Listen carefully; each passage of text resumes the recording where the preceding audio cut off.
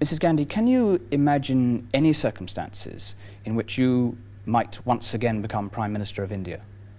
I can certainly imagine the circumstances, but the question is whether I want to be or whether I'll agree to be or not. What would be the terms under which you would agree to be? No, it's not a question of terms. I don't want to be. You often talk... But in politics, you can't make a very categorical answer. I didn't want to be in Parliament, and I told everybody I wouldn't stand. But here I am. What do you think the Indian people saw in you? Did they feel that you had a particular sympathy for their cause? What made you the figure that you are in their eyes? It's what I've done for them. It's what they've seen that I've done. And yet they booted you out in 1977. Well, I think booted is a strong word. We were defeated, but within less than a month after the defeat, they were coming back to me because there was such a very sustained malicious propaganda that people were taken in by it. When people like your own parliamentary spokesman describe you as the woman to whom the gods have entrusted the destiny of India, what's your reaction? I haven't even heard this phrase. I don't know who's used it. Do you regard that kind of phrase as a meaningless extravagance? Yes, and in India, most speeches are full of this thing. If you see the the addresses that are presented to anybody, not me, anybody at all, you will be full of phrases like this. Do you ever feel that you have in any way abused the trust that the Indian people have put in you? Certainly not.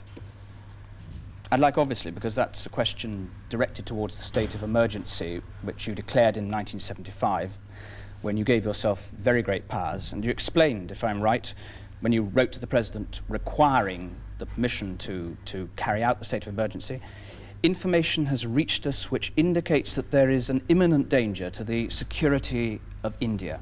What was the precise nature of that danger? I'm afraid you can't say anything with great precision. But you talked to your people of a deep and widespread conspiracy of which you were sure they were aware. What conspiracy? Well, it's obvious, isn't it? Now the whole subcontinent has been destabilized. But this was an internal upheaval you were warning. No, it was both. It was supported from outside. But you required the special powers on the basis of internal upheaval. But no, the question was, had it been only internal with no foreign interference, one could have dealt with it in a much easier way. But you didn't even mention, with respect, Mr. you didn't mention foreign upheaval. No, why should one mention everything? No, one doesn't mention everything at any time. Why should one? Could I? But it's very obvious when people have followed the doings of international agencies and who was present at India at what time. And what is happening today is borne out everything that we suspected earlier. Can I put to you the findings of the Shah Commission, which was set up to inquire whether there were any cause to take you to court and have you condemned for excesses, abuses of power? In that report, they quote, on the basis for your requiring this emergency, no evidence whatsoever. Police reports, Home Ministry reports, your intelligence services had given you no evidence whatsoever. It is not true at all. What had they given you?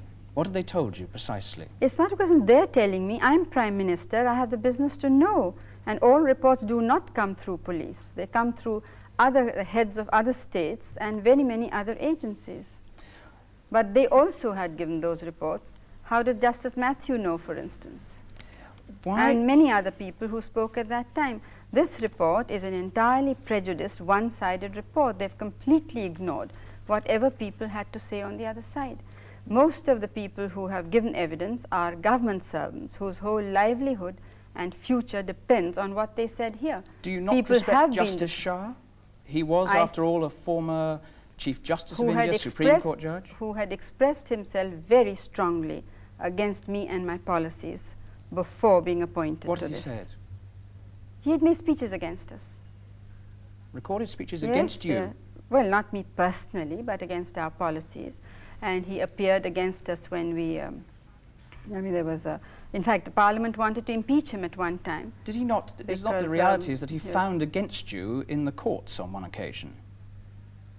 I don't think he was in the court against. Can I? But he opposed bank nationalization very, very strongly too. And it's after that that he's been speaking continuously against me and my government. Mrs. Gandhi, was it mere coincidence? And I don't think that in any other country they would appoint, or even in India, there's seldom been a case where somebody who's known to be anti has been appointed to inquire against that person. In fact, at the same time, another judge was approached, but because I had superseded him, he refused to take up these things because he said that people would not think he was fair.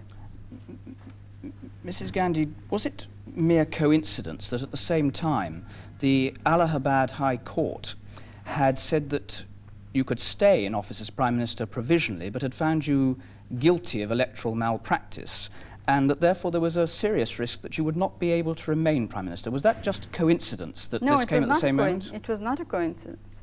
Because you weren't the trying opposition, to escape from that, I mean. No, how does it help me to escape? Now, if I wanted to remain Prime Minister, all I had to do was to listen to the party bosses. They would not have wanted me out at all. I would have been Prime Minister for life. But you were disbarred from holding office under the findings of the court. No, yes, but on what issues? And if you look at your own newspapers, they all said they were very trivial issues. Mrs. Gandhi, I must ask you, did you not concoct a threat to the survival of the state in order to ensure your own survival in power? I'm afraid that's a very rude question, and it's entirely baseless. There's nothing at all to base it on. Well, the Shah Commission, to which I must refer, because it was a commission set up by the government, it's a judicial inquiry, and he is an eminent judge, says very clearly that the reason for, and if I can quote Justice, if I may, you've said I've asked you a rude question. No, but can I just defend? No, may I just say one thing? I would just like to say one thing about what is in the report, if I may, because what he says is that the only evidence he can find is the Allahabad judgment, and on the basis of that, he says thousands were detained and a series of totally illegal and unwarranted actions followed, involving untold human misery and suffering. That's why I put the question. I don't put it out of a desire to be rude to you, Mrs. Gandhi. In a parliamentary democracy, is a judge competent to override what Parliament has done? The decision I took was ratified by the Cabinet and by the Parliament. It was not only accepted, it was applauded by the entire nation. Had we held the elections in 1976, we would have won hands down. Now, we did not hold the elections because the state of the economy was such at that time. The political situation was all right. But the state of the economy meant that we could see that if we continued, I don't mean us as people, but the policies we were pursuing, if they continued, we could give India a sound and stable economy. Why was it Had we held the elections then, this would not have been possible.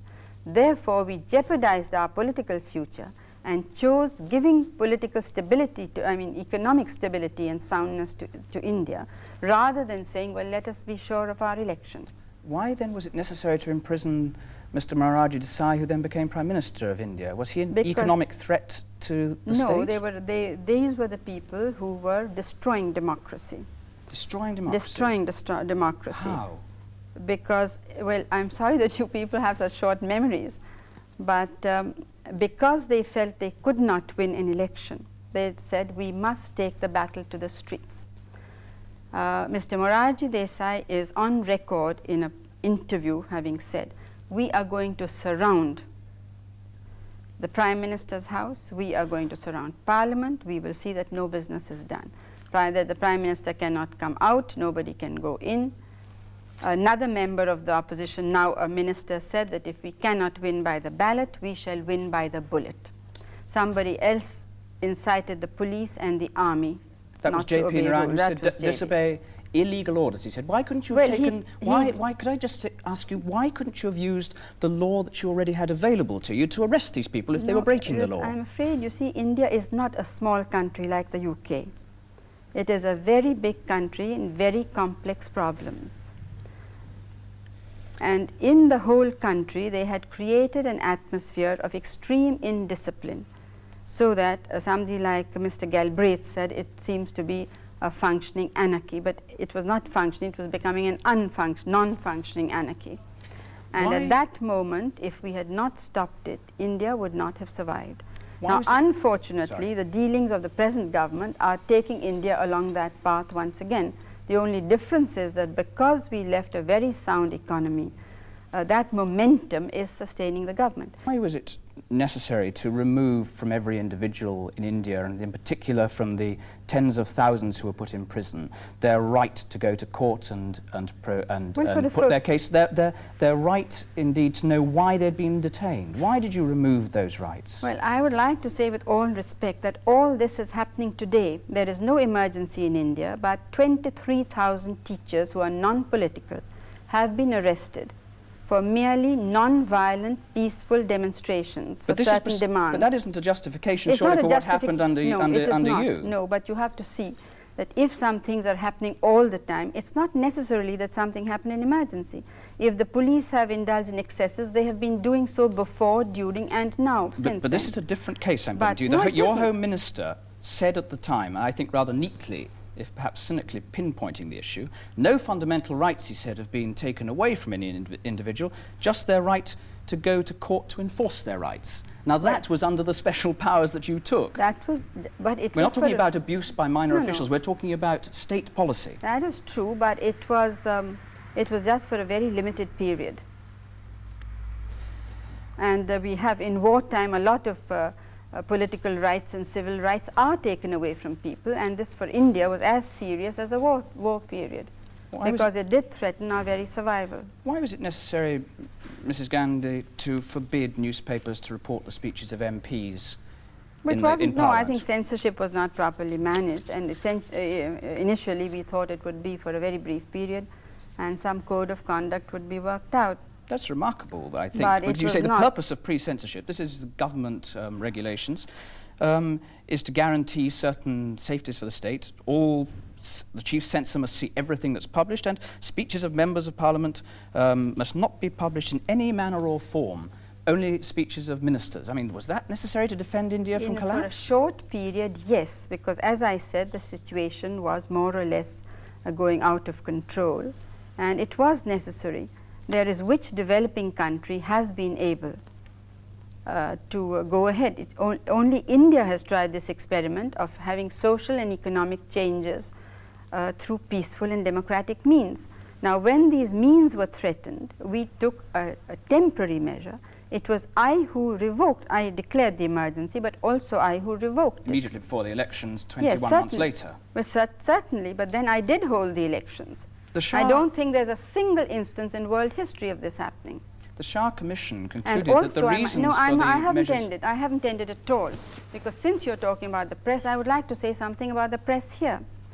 A news item came in that the judge who had given his judgment in my election case died, and it was very broadly hinted that I had had him done away with. When the High Commissioner clarified the position that my judge is perfectly hale and hearty, living where he always lives, and a judge of a similar name has died of a much older man has died of a heart attack in another part of the country, your newspapers did not have the grace even to print that contradiction. That seems a curious grounds on which to justify the complete removal of the freedom of the press in India. I'm very sorry, I'm not justifying, I'm just showing. But you don't like the newspapers? No, I'm not. I'm saying that the newspapers are part of a force which is there to obstruct the social and economic changes which we want to bring about. And you tried to turn it into a force to support what you were doing. No, we are not interested in support, but we are interested in not having the obstructions. The evidence, Mrs. Gandhi, shows that during that period, for instance, All India Radio during that period, in 1 month, December 76, had over 2,000 lines reporting government statements, 34 lines recording opposition statements. I'm afraid you'll find exactly the same in All India Radio today. So this is just a frailty in any case of the freedom of the radio. Whether it is or not, I don't know, but it's no use picking out something out of context. This is what I'm trying to show. The Shah Commission said that the reasons for the measures taken against the media in general and the press in particular was to keep, and this is on the basis of the evidence put to him, was to keep the public in ignorance, to instill fear in them, thereby suppressing dissent in every form, individual, political, parliamentary, judicial. It was used as an instrument of news management aimed at thought control, Mrs. Gandhi. If you want to give a lecture on the Shah Commission, you needn't have me here. You can give it anyway, as other media are doing. We do not accept the Shah Commission's report, and the people of India do not accept it. They have shown that he is quite irrelevant.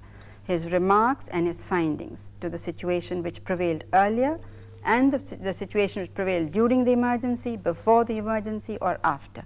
How does Mr. Shah know what is happening in the political world? What are the forces at work which want to destroy a developing economy?